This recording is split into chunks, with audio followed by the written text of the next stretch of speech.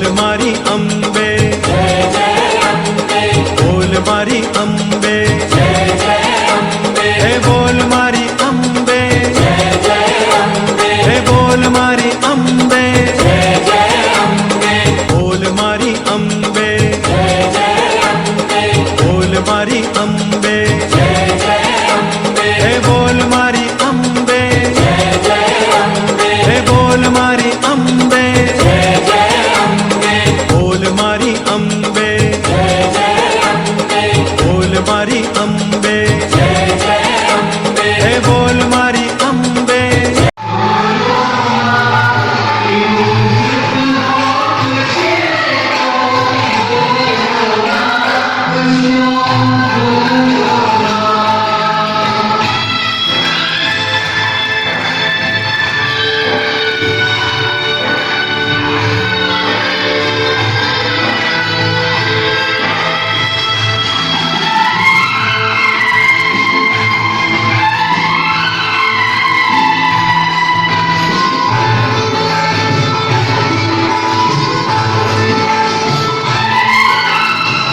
खुशियों के फूल मुरझाए, रंग है बादल छाए।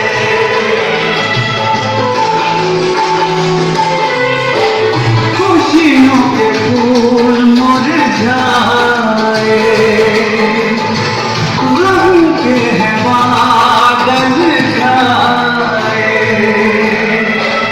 तड़प तड़प के हर पल बीते, देखो कभी हम कैसे जीते, रहोगी हम हमारे।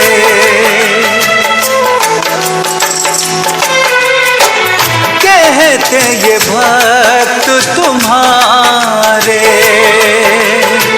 पोछो आंसू हमारे। कोई पत्थरों में रहकर माता, पत्थर दिल तो हो नहीं जाता। और हुई जो देर मेरी माँ, हो जाएगा अंधेर मेरी माँ।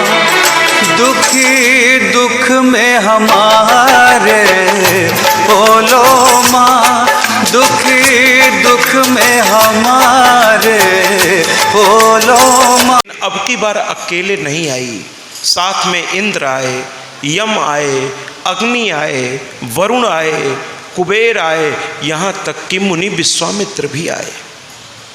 कहने लगे राजन, परीक्षा समाप्त, तुम बहुत ही अच्छे मार्क्स से पास हो गए, तुम अब कोई परीक्षा की आवश्यकता नहीं है। न तो मैंने तुम्हारा राज्य लिया, न मुझे कुछ चाहिए, मैं तो सन्यासी हूँ। मैं दुनिया को ये बताना चाहता था कि हरिश्चंद्र वाकई सत्यवादी हरिश्चंद्र है। और जब ऐसा सबने कहा, अब की माँ चुप है, बोल कौन कौन रहे हैं? देवता बोल रहे हैं, माँ तो केवल मुस्कुरा रही है। देवताओं ने कहा, अरे हरिश्चंद्र, तुम्हारे सत्य की परीक्षा सफल हुए तुम उसमें। और सभी देवताओं ने हाथ उठाकर, कभी कभी इंसान अपने आप को इतना अपने कर्मों से ऊंचा कर लेता है कि देवता भी उसकी जयकारा करने लगते हैं। कहने लगे देवता, सत्यवादी राजा हरिश्चंद्र की, सत्यवादी राजा हरिश्चंद्र की, सत्यवादी राजा हरिश्चंद्र की, रानी शैब्या की जय। रानी शैब्या वो महिला थी जिसने हिम्मत नहीं हारी, सुख में भी पति का साथ दिया तो दुख में भी साथ नहीं छोड़ा। पत्नी से ही कहते हैं। बल्कि मैं तो कहूँगा कि हमारी भारतीय नारी दुख में ज़्यादा चट्टान की तरह बनकर अपने पति के साथ खड़ी हो जाती है।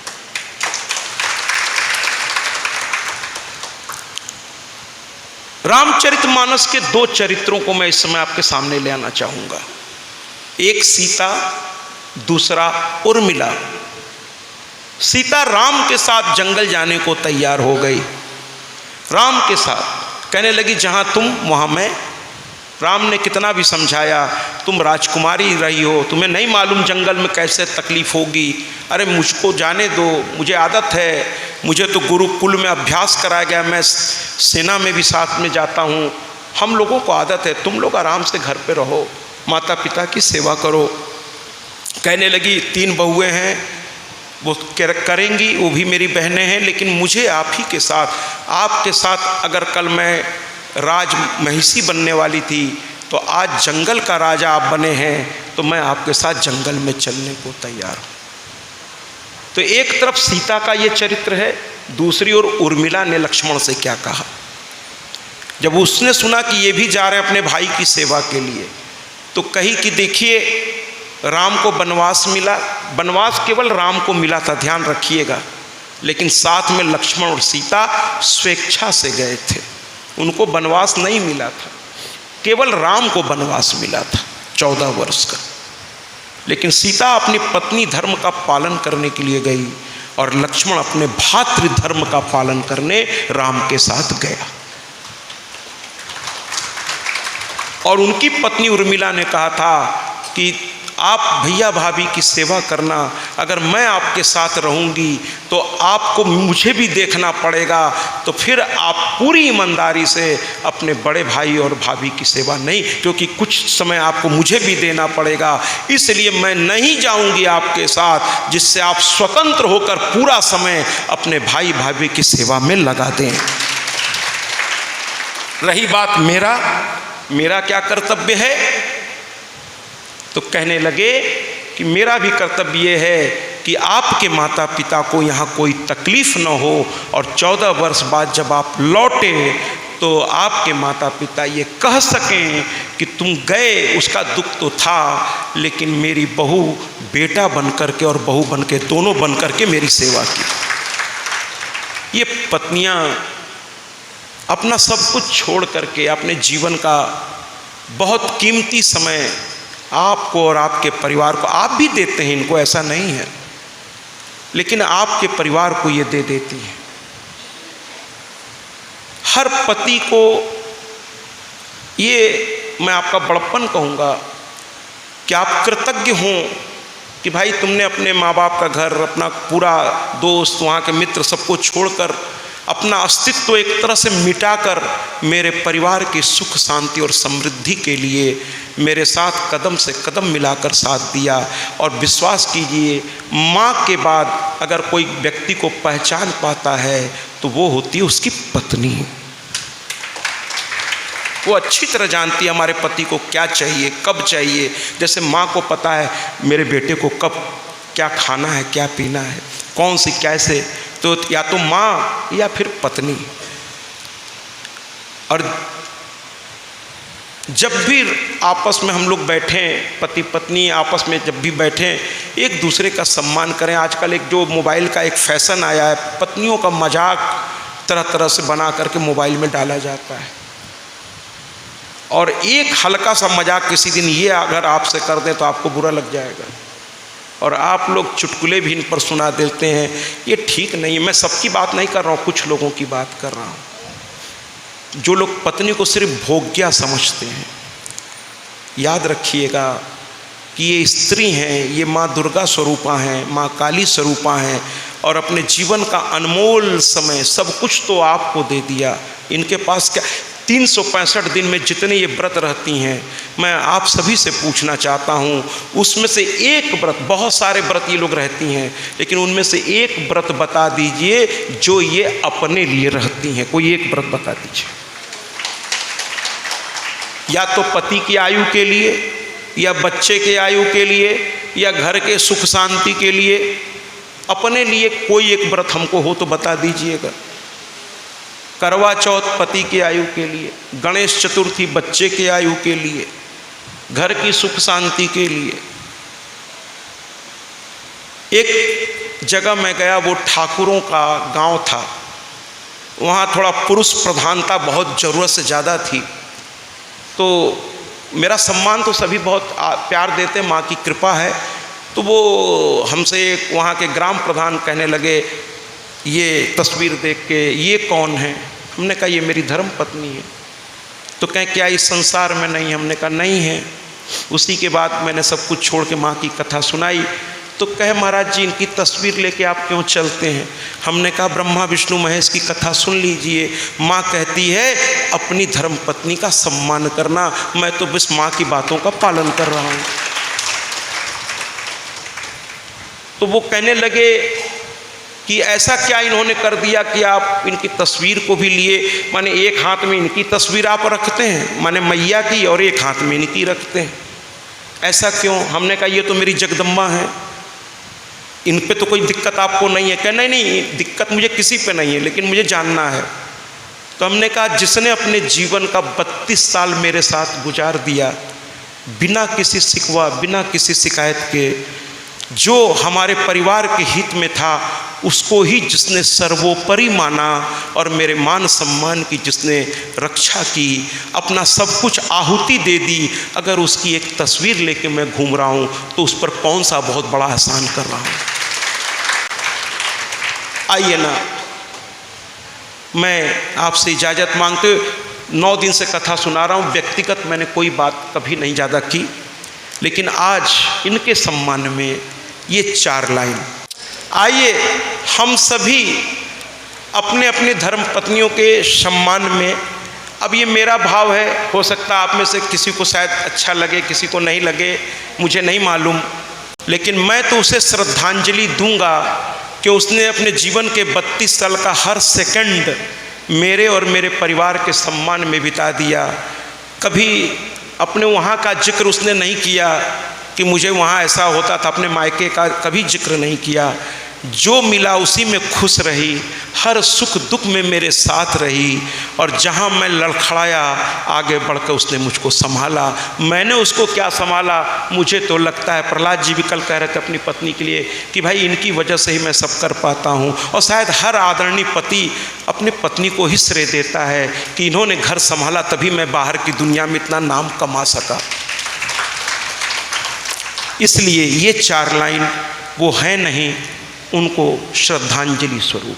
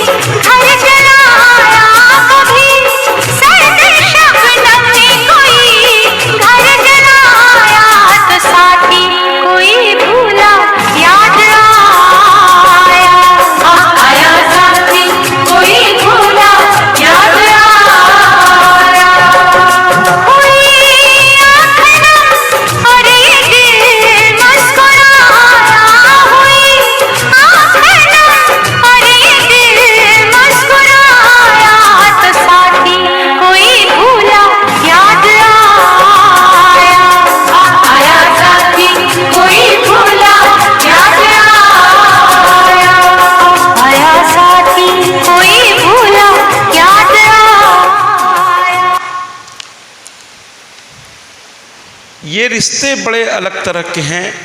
रानी सेव्या अपने पति का साथ नहीं छोड़ा, राजा जब थे तब भी, और जब वो एक ऐसे कर्मचारी बनकर के कफन लेने का काम कर रहे थे तब भी साथ नहीं छोड़ा। दिन बदलता रहता है। पत्नी वही है जो पति से कहे कि मैं आपके साथ हूँ, और पत्नी शब्द वो शब्द है जब सारा संसार आप पर विश्वास खो बैठता है, तो पत्नी एकमात्र है जो तब भी आप पर विश्वास करती है कि अगर ये हैं तो सब कुछ ठीक कर देंगे। और माँ और पत्नी आपकी ओर इसी विश्वास से देखती रहती है कि दिन बदला जरूर है, लेकिन अगर ये हैं तो आज नहीं तो कल सब कुछ बहुत ठीक हो जाएगा। पत्नी आप पर विश्वास करती है, उसके विश्वास की लाज, दोनों को एक दूसरे के विश्वास की लाज रखनी चाहिए। दोनों को, पति भी आप पर विश्वास करते हैं। विश्वास का धागा बहुत छोटा सा होता है, बड़ा महीन होता है, उसको बनाए रखना हम दोनों की जिम्मेदारी है। इसी के साथ ये कथा समाप्त हो गई। हरिश्चंद्र की जयकारा हुआ। हरिश्चंद्र को कहा कि चलो आज से अब आप स्वर्ग में अपनी पत्नी के साथ रहोगे। इंद्र ने खुद आगे बढ़कर उन्हें विमान में बैठाया। ऊपर से पुष्पों की वर्षा होने लगी, शंख बजने लगे और देवता भी उनके स्वागत में तुरही तो जो होती है वो बजाने लगे। पहली बार ऐसा हुआ कि कोई इंसान अपने पत्नी के साथ स्वर्ग जा रहा हो तो देवताओं ने भी सम्मान में खड़े होकर के, तो कभी कभी कर्म इतना ऊंचा कर देता है। अब एक कथा और करके बीच में अगर कुछ आप लोग कहना चाहेंगे तो ज़रूर फिर उसको करिए। फिर उसके बाद अब मैं तेजी से एक एक देवियों की कथा अब आपके सामने लाता हूँ।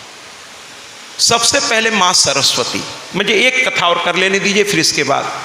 तो माँ सरस्वती हुआ कि विद्या की ये देवी हैं और जैसा कि माँ ने इनको ब्रह्मा जी को सौंप दिया, ब्रह्मा जी इन्हें लेकर के आए। कुछ पुराणों में, यहाँ तक कि देवी पुराण में सरस्वती जी को विष्णु भगवान का भी कहा गया है, लेकिन मैं कन्फ्यूज़न क्रिएट नहीं करूँगा। वो कथाओं में फिर आगे चलकर सरस्वती ब्रह्मा जी को, मैं इस सब विस्तार में नहीं जाना चाहता।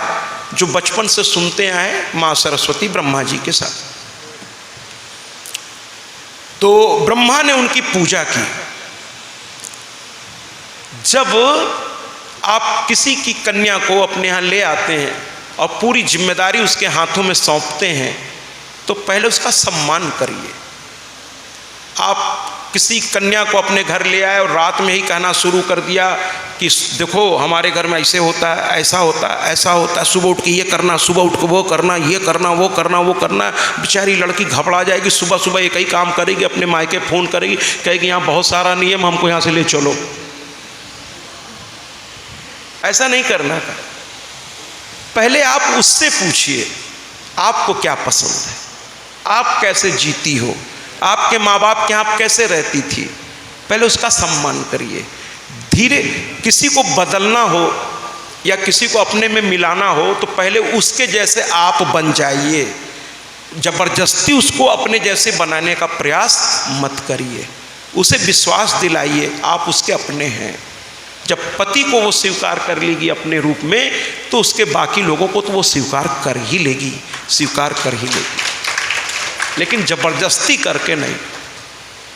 ये नहीं कि मैं पति हूँ, ये धौंस दिखा के नहीं। वो भी एक इंसान है, उसके भी पसंद नापसंद को जानिए। अपनी ही पसंद मत बताते रहिए, उसके भी पसंद नापसंद को समझना होगा। ब्रह्मा जी ने, देखिए देवताओं ने किया, हम आप क्या चीज़। ब्रह्मा जी ने माँ सरस्वती को जब अपने ब्रह्म लोक ले आए तो सबसे पहले उनको सामने बैठाया और पूरे जिसका पति ही जिस पत्नी का सम्मान नहीं करेगा फिर संसार भी उसका सम्मान नहीं करता महाराज। इसलिए पति का कर्तव्य कि पहले वो खुद बच्चों के सामने, दूसरों के सामने पूरे सम्मान से अपनी पत्नी को बुलाए, उससे बात करे। बच्चे देखेंगे कि हमारे पिताजी भी बिना मतलब बहुत सम्मान करते मेरी माँ का, तो बच्चों को भी हिम्मत नहीं पड़ेगी। और अगर कभी बच्चे नालायकियत करें तो पिता को आगे बढ़ के कहना चाहिए तेरी माँ है, तू कैसे बात कर रहा है। और उसी तरह माँ को भी ध्यान रखना चाहिए कि तुम्हारे पिता हैं, तुम्हारे दादाजी हैं, है ना। बच्चे हैं, कभी कभी उस बाहर से सीख के कुछ आते हैं तो उसको काट छांट के सही करना हमारा आपका कर्तव्य है। ब्रह्मा जी ने उनको आसन दिया, समाज को बताया ये पूजनीय हैं, ये मेरी धर्मपत्नी हैं, लेकिन ये पूजनीय हैं, ये जगदम्बा का ही एक स्वरूप हैं। ये बात सबसे पहले पति ही बताता है लोगों को कि ये मेरी घर की प्रतिष्ठा है। ये बड़े गर्व से लोग मिलवाते हैं, मेरी धर्मपत्नी है, मेरे घर की प्रतिष्ठा है। जितना मेरा सम्मान उतना इसका भी।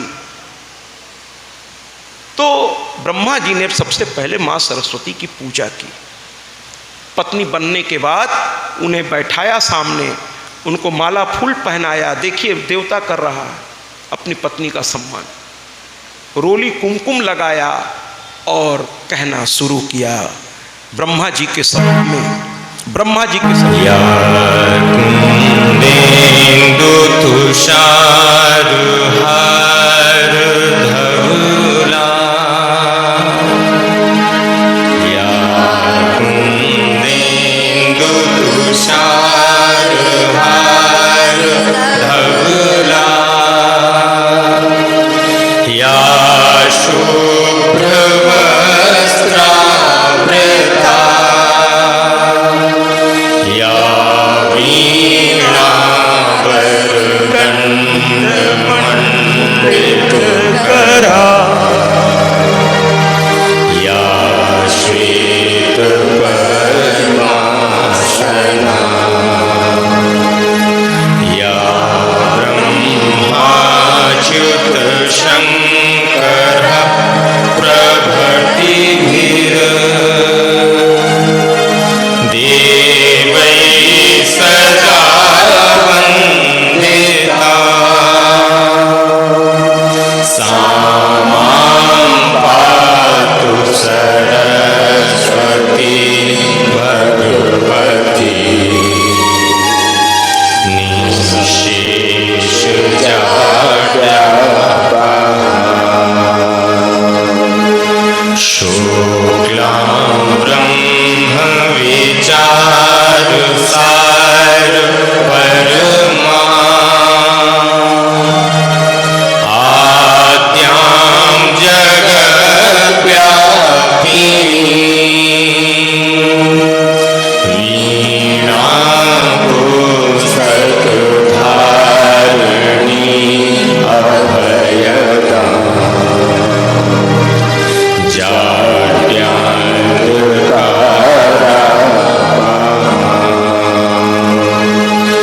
हस्ते स्फाटिकमालिकां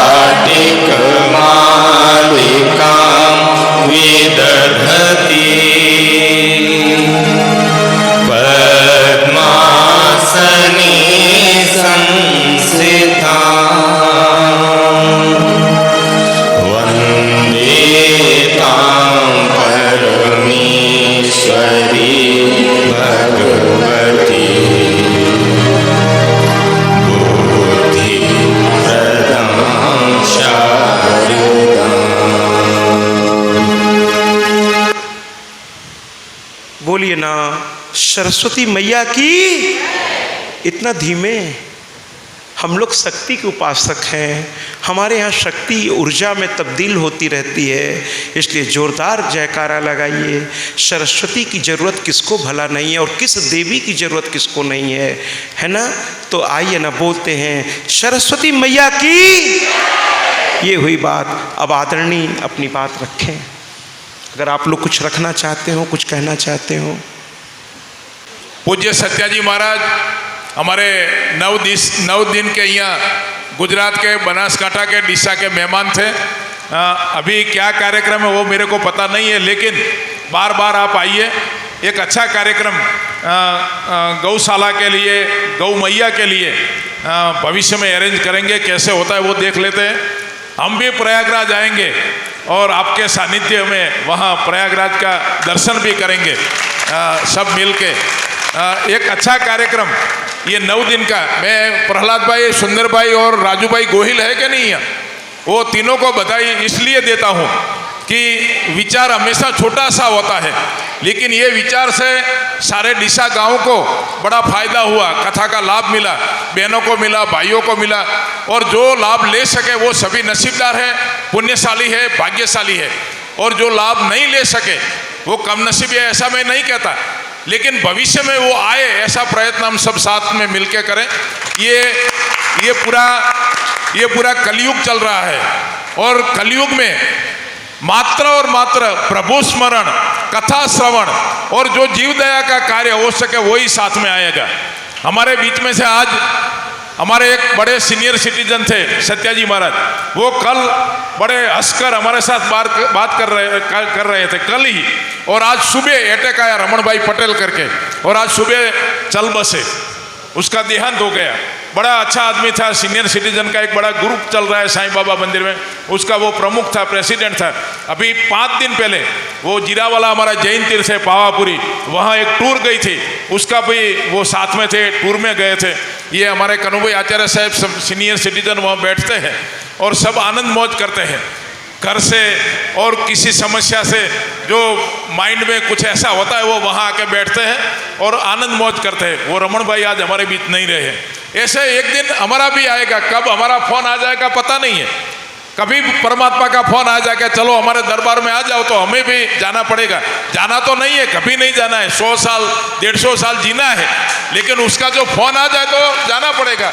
इसलिए मैं बोलता हूँ 200 रुपया राम परों से, 200 रुपया राम परों से आवे, तो लेकिन एक दिन ऐसा आएगा कि हमारा भी नंबर लगेगा, इसमें फोन भी आएगा परमात्मा के, हमारे दरबार में आ जाओ। तो इसके पहले अच्छा है कि ये कथाएं सुने, गौ माता के लिए कार्य करें, समाज के लिए करें, और जहाँ तहाँ बैठ के अलग अलग निंदा करते हैं, टीका करते हैं, किसी की बात करते हैं, और जो पाप का भत्था बोलते हैं वो पाप हम ग्रहण करते हैं। इसके बदले अच्छा है कि कोई अच्छा कार्य करके पुण्य ग्रहण करें, पुण्य का काम करें और सबका आशीर्वाद लें। फिर से मैं एक बार पूज्य सत्याजी महाराज का बहुत बहुत आभारी हूँ। आप दिशा में आए और हम सबको अच्छा मार्गदर्शन दिया। आपकी जो कथा की शैली है वो कुछ अलग प्रकार की है। हम सब कथाकार को सुनते हैं, इससे थोड़ी आपकी कथा की शैली थोड़ी अलग है, इसलिए कि आप जो सचोट बात है वो ही करते हैं और निष्पक्ष रह के करते हैं। माता पिता की बात हो, भगवान की बात हो, गुरु की बात हो, जो बात आपने कही वो सही बात कही। और ये शैली के आधार से हमको भी कुछ ज़्यादा दिलीप भाई जानना मिला, मैं ऐसा सोचता हूँ। और इससे भी बड़ी बात वही है आचार्य साहब, कन्हूभाई साहब, ये सत्याजी महाराज रिटायर्ड टीचर है, रिटायर्ड शिक्षक है, आप भी रिटायर्ड टीचर हो, और वो निःशुल्क कथा करते हैं और सिर्फ देवी भागवत कथा करते हैं। उनका देवी भागवत कथा का बड़ा ज्ञान है, इसलिए हम सब उनके बड़े बड़े आभारी हो। फिर से एक बार हम जहाँ बैठे वहाँ से 2 हाथ जोड़ के सत्याजी महाराज को वंदन करें, धन्यवाद। और हम सब अपनी अपनी पीठ फिर से एक बार આપણને આ 9 દિવસે લાવો મળ્યો, જેણે જેણે લીધો બધા પોતપોતાની પીઠ થાબડો સરસ રીતે, ધન્યવાદ। પણ આ 9મો અને છેલ્લો દિવસ, આપણે 9 દિવસ માટે એમની દિવ્ય વાણીનો ખૂબ સરસ લાભ લીધો। એમનો દિશા માનવ સમાજ, અખિલ રઘુવંશી લોણા સમાજ અને સીતારામ ગૌશાળા વતી હૃદયથી ખૂબ ખૂબ આભાર આપણે એમને તાળીઓથી વધાવી લઈએ। સાથે સાથે આ કથામાં એમની સાથે જે વિડીયો ઓડિયો વગેરે કામગીરી કરી રહ્યા છે, મને નામ ખ્યાલ નથી, એમનો પણ ખૂબ ખૂબ આભાર, ખૂબ તાળીઓથી વધાવી લઈએ। સરસ મજાનું સાઉન્ડ આપણા બાબુભાઈ વચ્ચે વચ્ચે થોડોક ચા પીવા કે શું કામે જાય છે ખ્યાલ નથી, પણ ઓટો મારી આવે છે, છતાં એમની સરસ સાઉન્ડની વ્યવસ્થા, એમનો પણ આભાર, ખૂબ તાળીઓથી વધાવીએ। વિશેષ કરીને આ મારવાડી લોહાણા સમાજની વાડી, આપણા મુરબ્બી શ્રી પ્રહલાદભાઈ ઠક્કર, ક્યાં ગયા પ્રહલાદભાઈ? आज આયા નથી હે? હા, પ્રહલાદભાઈએ આપણને સૌને ગૌશાળાના લાભાર્થે 9 દિવસ માટે વિના મૂલ્યે કોઈ પણ પ્રકારનું ભાડું લીધા સિવાય વાડી ઉપયોગ માટે આપી છે, એમનો ખૂબ ખૂબ આભાર। આખા મારવાડી લોહાણા સમાજનો આભાર। અને સાથે સાથે પૂજ્ય સત્યાજી મહારાજની સાથે રહીને પ્રભુદાસ અમથાલાલ ઠક્કર, ડાયાલાલ ઠક્કર, ડૉક્ટર જગદીશભાઈ ઠક્કર, સુંદરભાઈ ઠક્કર, દિલીપભાઈ અમારા નવરંગ સાડી સેન્ટર, નામ પણ નવરંગી છે, ભગવાનભાઈ બંધુ, આકાશ ગોસ્વામી ડ્રાઈવર, નરેશભાઈ સફાઈ કામ માટે, શરબત જે બનાવે છે ભાઈ સરસ મજાનું, આ બધા, અને કોઈ નામી અનામી કદાચ રહી ગયા હોય તો એ બધાનો પણ હૃદયપૂર્વક ખૂબ ખૂબ આભાર। અને સૌથી મોટી વાત, કોઈ પણ કાર્ય જ્યારે આપણે શરૂ કરીએ ને ત્યારે સફાઈ કામદારથી માંડીને જે મુખ્ય યજમાન હોય, મોટા મોટો દાતા, એ આખી લિંક હોય છે, અને આ બધાનો જ્યારે સમૂહ મળે ત્યારે કોઈ સારું કામ સફળ થતું હોય છે। એટલે સફાઈ કામદાર પણ આ સફળતા માટે જવાબદાર છે। એટલે આ બધાને આપણે ખૂબ તાળીઓથી વધાવી લઈએ. આજે આપણી વચ્ચે આદરણીય શ્રી કનુભાઈ આચાર્ય સાહેબ, સમગ્ર ગુજરાત, બનાસકાંઠા અને ભારતનું ગૌરવ કહી શકાય એવા સાહિત્યકાર આપણી વચ્ચે આવ્યા છે. ઘણા બધા પુસ્તકો એમના દ્વારા લખાયા છે. નિવૃત્ત શિક્ષક, he is also retired teacher, Satyaji Maharaj. I request doctor Kanubhai Acharya Saheb, please come and હા આવો, આપનું સન્માન. દિલીપભાઈ અહીં આવીને કહો જે કહો. हाँ हाँ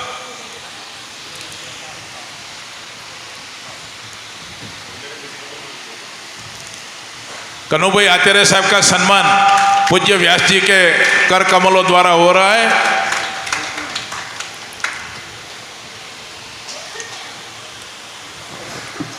दोनों टीचर है, निवृत्त टीचर, आपस में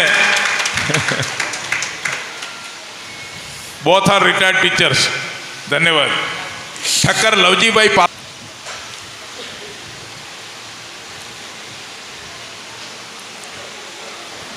આજે આપણને જે યોગદાન મળ્યું છે, 2 દિવસ પહેલા અહીંયા જલારામ સત્સંગ મંડળ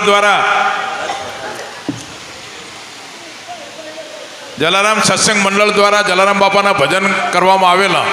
એમાં 11,857 રૂપિયા આવક થયેલી.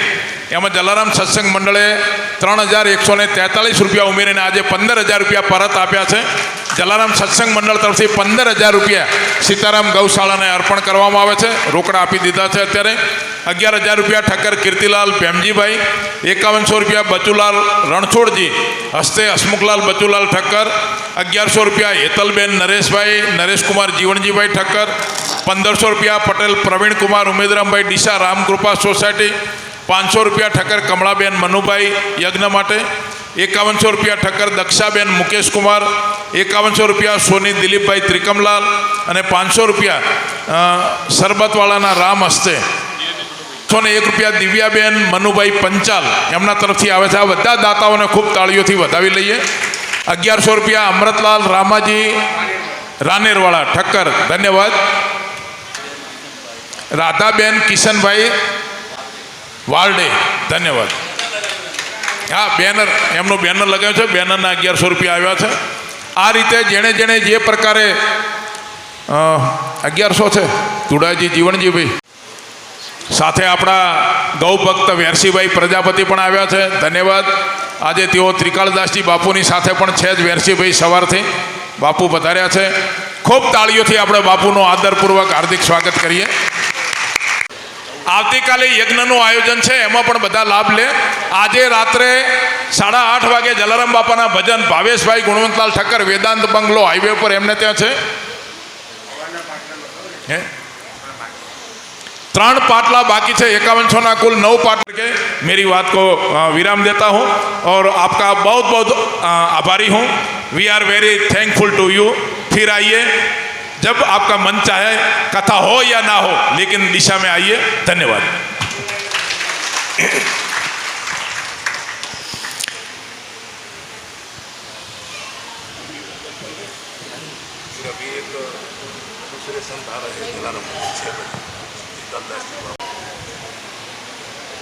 आप आदरणीय के शब्द बहुत प्रभावकारी हैं और आपने जो कुछ कहा, मैं उस शब्दों के ऋण को चुका तो नहीं पाऊंगा, लेकिन इतना ज़रूर कहूँगा कि आदरणीय बंधु जी, आदरणीय दिलीप जी, आदरणीय प्रहलाद जी, आदरणीय सुंदरलाल जी, आदरणीय प्रभु जी, आदरणीय चंद्रकांत जी, जितने भी यहाँ बैठे हैं आदरणीय, मैं भरी सभा में आप लोग चूँकि बहुत अच्छा काम कर रहे हैं, मैं तो देख रहा हूँ, रात दिन आप लोग कर रहे हैं.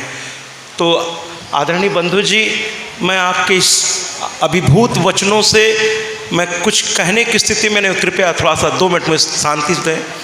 मैं सिर्फ इतना आपको कहना चाहता हूँ कि आपके एक आदेश पर यह सत्या सर के बल दौड़ता हुआ आप तक आए. धन्यवाद. देवी की कथा की ओर चले, अगले देवी की कथा की ओर चले.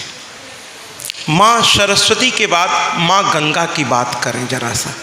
गंगा मैया, गंगा मैया में हमें कैसे जाना चाहिए, वहाँ कैसे स्नान करना चाहिए, गंगा का सही लाभ कैसे आपको प्राप्त होगा, इस कथा के माध्यम से हम आपको बताएंगे। गंगा स्नान की विधि क्या है। गंगा कोई एक नदी मात्र नहीं है, कृपया बात नहीं करें, कृपया बात नहीं करें।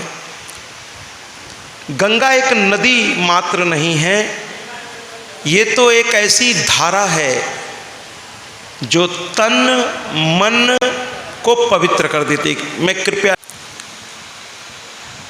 और इसके मूल जल को, मूल जल, मैं शब्द इस्तेमाल कर रहा हूं, मूल जल अर्थात गंगा जल। आजकल जो नदी में गंगा जल में जो जल मिल रहा है मुझे या आपको, वो गंगा जल कम है, गंदा जल ज़्यादा है। इसके दोषी हम ही आप हैं। फैक्ट्रियों के कचड़े, नाना प्रकार के उसमें ये जितने फूल वूल हैं, ये उठाकर गंगा जी में हम लोग डाल के सोचते हैं बहुत बड़ा पुण्य कर दिए। ये फूल उसमें सड़ता है पानी में जाकर, उससे प्रदूषण फैलता है। और जो गंगा माँ कहते हैं कि दर्शन मात्रेण मन कामना पूर्ति, दर्शन मात्रेण मन कामना पूर्ति, हर हर गंगे, हर हर गंगे, जय जय गंगे, जय जय गंगे। दर्शन मात्रेण, जिसका दर्शन मात्र से मनोकामना पूर्ति हो सकती है, ऐसी माँ गंगा। और उसमें नाना प्रकार के प्रदूषण डालकर, जगह जगह विकास के नाम पर उस पर बांध बांध कर,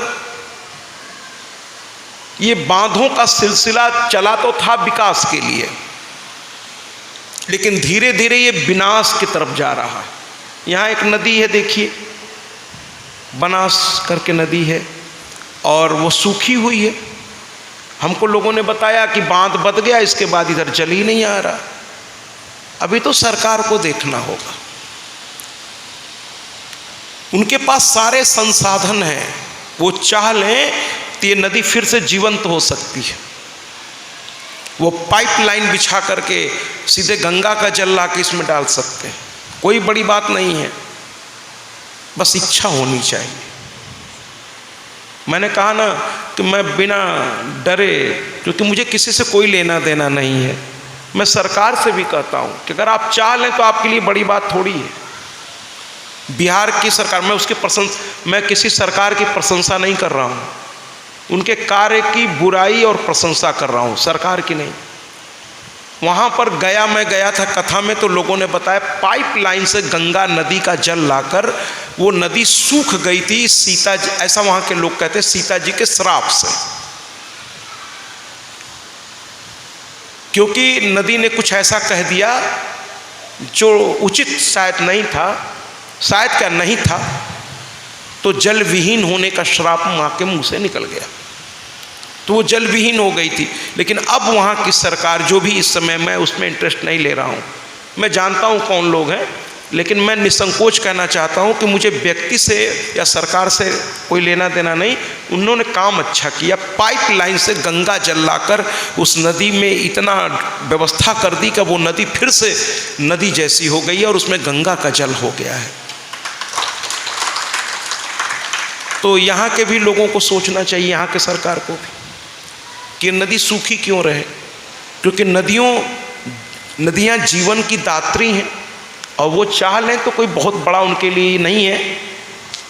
योजना बनावें और इस पर कार्य करें तो आने वाले कुछ दिनों में ही इसमें जल दिख सकता है महाराज।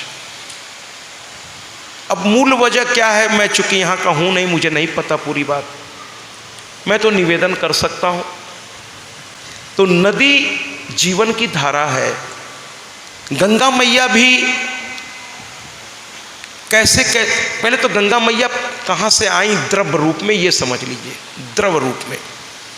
एक दिन भगवान विष्णु की सभा लगी हुई थी, भगवान शिव से लेकर समस्त देवी देवता वहाँ विराजमान थे। एक एक करके अब देवियों की कथा मैं सुनाऊंगा।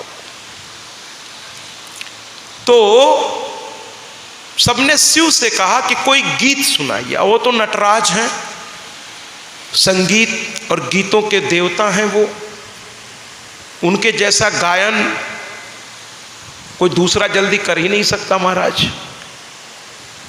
वो तो अलग ही हैं, उनका स्वरूप अलग है। तो भगवान शिव ने गीत गाना शुरू किया। सब मंत्र मुग्ध हो गए, सब मंत्र मुग्ध हो गए, एकदम जड़ बन करके सब सुनने लगे। अचानक सुनते सुनते लक्ष्मी और नारायण द्रवीभूत हो गए और उनके शरीर से वो एक श्राव सा निकला और थोड़ी देर में पूरा बैकुंठ जलमय होने लगा। अब लगा कि प्रलय आ जाएगा, संगीत तो रुक ही नहीं रहा था। शिव गाए चले जा रहे थे, वो द्रवीभूत हुए चले जा रहे थे। ब्रह्मा जी को लगा ही तो प्रलय आ जाएगा, बीच में रोक नहीं सकते संगीत। ब्रह्मा जी ने अपना कमंडल लिया और उस द्रव को उसमें भरना शुरू कर दिया। जब संगीत समाप्त हुआ तब सबको होश आया, कितना सुंदर संगीत। कुछ लोग जब गाते हैं, बजाते हैं या बोलते हैं तो समय का पता नहीं चलता। उनकी वाणी में कुछ ऐसा होता है कि लोग मंत्र मुग्ध होकर सुनते रहते हैं। ये ईश्वर की कृपा से किसी किसी को प्राप्त होता है, उसकी कृपा से, मैया की कृपा से, और ये उसके साधना का फल होता है। वो व्यक्ति भी साधना करता है सब चीज़ों के लिए, फिर ईश्वरी कृपा होती है, दोनों मिल करके कुछ अलग ही होता है। तो महादेव भी बहुत बड़े साधक हैं और जब वो गीत गाए तो उनके साधना का उसमें वो भाव आया और विष्णु और लक्ष्मी अपने को रोक नहीं पाए, द्रवीभूत हो गए दोनों लोग। ब्रह्मा ने कमंडल में भर लिया, वही गंगा है। लोगों ने कहा विष्णु के चरणों से निकली हुई पूरे उनके शरीर के द्रव बन करके, और माँ लक्ष्मी तो वो गंगा है। तो विष्णु के शरीर द्रवित हुआ और ब्रह्मा के कमंडल में आ गई, यानी विष्णु की शक्ति उनमें आ गई, ब्रह्मा की भी आ गई कमंडल में। और जब भागीरथ के पुकारने पर गंगा चली तो वो शिव के जटा में भी आकर के रह गई। बोल मारी अम्बे, जय जय अम्बे, बोल मारी